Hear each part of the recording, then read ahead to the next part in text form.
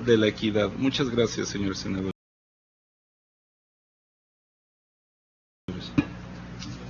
Somos nosotros quienes damos las gracias justamente al doctor Ernesto Piedras por su presentación, y llegamos finalmente a la última presentación, que está a cargo del licenciado León Felipe Sánchez Ambía, quien es especialista en propiedad intelectual por la UNAM, donde es justamente profesor de propiedad intelectual en la Facultad de Derecho, y también lo es en la Universidad Iberoamericana. Él es consultor en Fulton y Fulton Consultores, especialistas en propiedad intelectual y en tecnologías de la información. Adelante, el licenciado León Felipe Sánchez. Muchas gracias, senador. Muchas gracias a los senadores por la invitación al grupo de trabajo. Quiero ser breve y creo que ya hemos expuesto todos los diferentes puntos que vemos a favor, en contra, etcétera. Y bueno, pues quiero comenzar un poquito retomando el punto que tomaba o que mencionaba Kiyoshi, ¿no? El primer punto que quiero que quede muy claro es que la protección de los derechos de propiedad intelectual se debe garantizar. De eso no queda la menor duda. ¿A qué costo? Ese es el punto en donde se rompe el equilibrio y para lo que estamos sentados aquí, ¿no? O sea, no hay una manifestación en el sentido de que se deba de abolir el derecho de autor, en que se deba de abolir el sistema de propiedad industrial. Por supuesto que no, se debe de proteger. Ahora bien, ACTA es un tratado internacional negociado en contravención a lo dispuesto por la Ley sobre la celebración de tratados y la Ley sobre la aprobación de tratados internacionales en materia económica. No se puede pretender defender los derechos de un sector de la población a costa de los derechos de otra parte, que conforma coincidentemente la mayoría de la población. No es razonable combatir una supuesta ilegalidad con conductas ilegales. Por ejemplo, legitimar la ilegalidad con la que se negoció el tratado y convertiría al Senado en cómplice de una actividad ilegal y estaría legalizando un acto ilícito del Ejecutivo. El Senado no debe convalidar un acto ilegal del Ejecutivo y aun y cuando beneficie a un sector de la población en detrimento de los derechos de sus representantes. No solo la negociación del acta está, cito a uno de los ponentes, plagada de mitos, también los argumentos de algunos de sus impulsores. Por ejemplo, sin protección a la propiedad intelectual no hay progreso y se estanca la creatividad. Las leyes de propiedad intelectual tienen no más de 250 años. Previo a eso, es claro que la humanidad también avanzó. Por el contrario, hoy puede haber quienes viven sin crear de lo que les tocó heredar. Es paradójico que los avances tecnológicos, que coincidentemente son de todos y de nadie, como Internet, como lo mencionaba Eric, fueron motivados justamente por la creatividad colectiva, y que sean estos los que supuestamente amenazan a la creatividad tradicional y caduca en la que se basa un modelo de negocios agotado.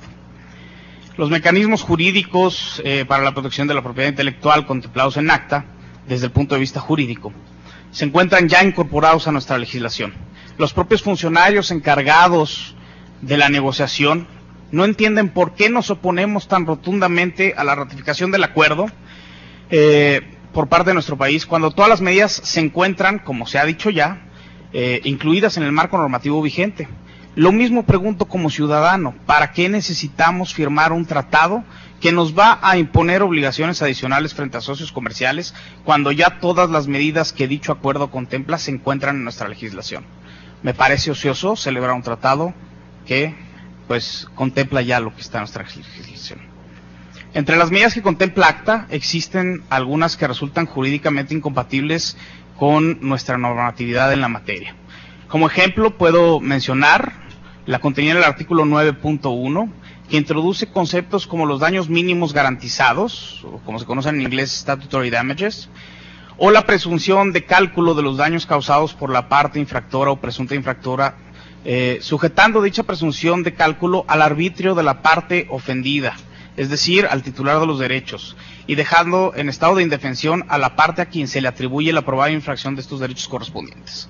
Hay una máxima en el derecho que dice que el que afirma está obligado a probar, ¿sí? Si el señor afirma que se le causó un daño de X cantidad, que lo pruebe, que no anote carrera de caballito, como se dice en el béisbol, garantizándole un daño mínimo por ley. ¿sí? Es decir, que no tengamos un arancel en cuanto a la infracción. El artículo 14, otra de las disposiciones que puede resultar lesiva del derecho a la privacidad, por ejemplo, es la contenida en el artículo 11 del tratado. Mediante esta medida se podrían obtener los datos de, cito textualmente, presuntos infractores, a través de la presión que los titulares de derechos pudieran ejercer, haciendo responsables a los ISPs, es decir, a los proveedores de servicios de Internet, de las probables infracciones que sus suscriptores o terceros ajenos a su red de clientes pudieran llevar a cabo. En otras palabras, si no me das los datos de tu suscriptor, el responsable eres tú como dueño de la red. ¿Sí? Eso quiere decir esa disposición. El artículo 14 pareciera ser benéfico en principio, pero si se le revisa con detenimiento, establece la posibilidad de inspeccionar, en aras de la protección a los derechos de propiedad intelectual, el equipaje y efectos personales de los viajeros, sin que se respeten los principios de certeza jurídica que establece nuestra Constitución. El capítulo 5, referente y tan controvertido justamente a los derechos de propiedad intelectual en el entorno digital, es notoriamente diferente a aquel que se propuso en el primer borrador que se dio a conocer. Esto es cierto. No obstante, el fondo prevalece. Y aquí es donde tenemos que poner, y les pedimos, senadores, que pongan mucha atención. El fondo prevalece. Lo que se hizo en realidad fue llevar los capítulos 2 a los capítulos 2 y 4, es decir, al enforcement desde el punto de vista civil y desde el punto de vista penal. Lo que no gustaba del borrador original y que estaba en este capítulo, y se replanteó el texto de manera que pareciera dejar intactas las garantías que originalmente contemplábamos como amenazadas. La realidad es que, como ya lo comenté con los ejemplos citados, los ejemplos de potencial violación a los derechos que comenté, a los derechos fundamentales, permanecen presentes. No es coincidencia que los derechos fundamentales que siempre se han visto amenazados por acta hayan sido incorporados literalmente al texto, ¿sí? Ahora sí hablan de que se tiene que garantizar el derecho de libertad de expresión, el de acceso a la información, el de debido proceso legal. Lo establece literalmente este capítulo que tanto revuelo ha causado. Pues sí, evidentemente la concesión de quienes negociaron fue mencionarlo de forma literal, un poco para acallar las quejas. A mí me parece que al haber pasado lo que no gustaba de este capítulo a los capítulos 2 y 4, no nada más se pretende engañar a la población, sino que no hemos avanzado. Eso es lo que yo opino. El artículo 27.4 establece que los ISPs deberán de proporcionar los datos de aquellos usuarios cuya actividad constituya una probable infracción a derechos de autor. Dicho usuario será, en el mejor de los casos, llevado ante la autoridad para intentar comprobar su inocencia. En el camino tendrá que enfrentar costos que, sin lugar a dudas, le ocasionarán un daño irreparable.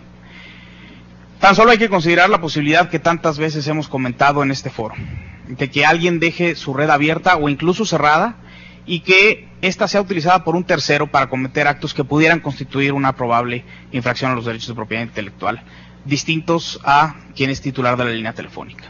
En dicho caso, esta persona sería injustamente llevada a responder por un acto que no realizó, con los costos que eso acarrea, y que evidentemente lo denegan de forma irreparable. Igualmente, las disposiciones contempladas en el acta respecto a la sanción para quienes rompan los candados tecnológicos de protección que impongan los titulares de las obras, no están alineados con lo establecido en nuestra legislación en términos de lo que dispone el capítulo correspondiente a las limitaciones a los derechos patrimoniales en la Ley Federal de Derecho de Autor. Kiyoshi mencionaba que nadie había hablado de las limitaciones. Efectivamente, nadie había hablado. Es parte de la temática que yo estoy tocando. Las limitaciones son derechos que nos concede la Ley Federal de Derecho de Autor. Y hoy ACTA nos las quiere quitar. Como consideraciones finales, le pido al Senado que reflexione sobre 3 temas que creo que les pueden ayudar a tomar una decisión adecuada y que sin duda debe de ser no ratificar y no aprobar ACTA. Las cifras que presenta la industria respecto de las pérdidas que le ocasionan las descargas de contenidos a través de Internet no tienen un sustento válido. La propia GAO, es decir, la Government Audit Agency de los Estados Unidos, Audit Office, ha manifestado que las cifras presentadas a su consideración en materia de piratería carecen de una metodología adecuada y de certeza en cuanto a los resultados que arrojan. En resumen, ACTA se cimienta en información imprecisa, por decirlo menos. Las conductas que se pretende sancionar con la implementación de ACTA en muchos casos constituyen derechos que los ciudadanos hemos tenido y ejercido de manera histórica. No pedimos que nos den más, solo que no nos quiten. Y por último, el modelo actual de concepción y gestión de los derechos de autor ha caducado. No es sostenible ya. Lo que debemos de discutir no es cómo mantener vivo al enfermo comatoso, sino cómo traer al mundo al niño que quieren hacer como una nueva generación. En otras palabras, hay que repensar desde la raíz la forma en que concebimos y gestionamos los derechos de autor de aquí en adelante. Muchas gracias, señores. Muchas gracias al licenciado León Felipe Sánchez.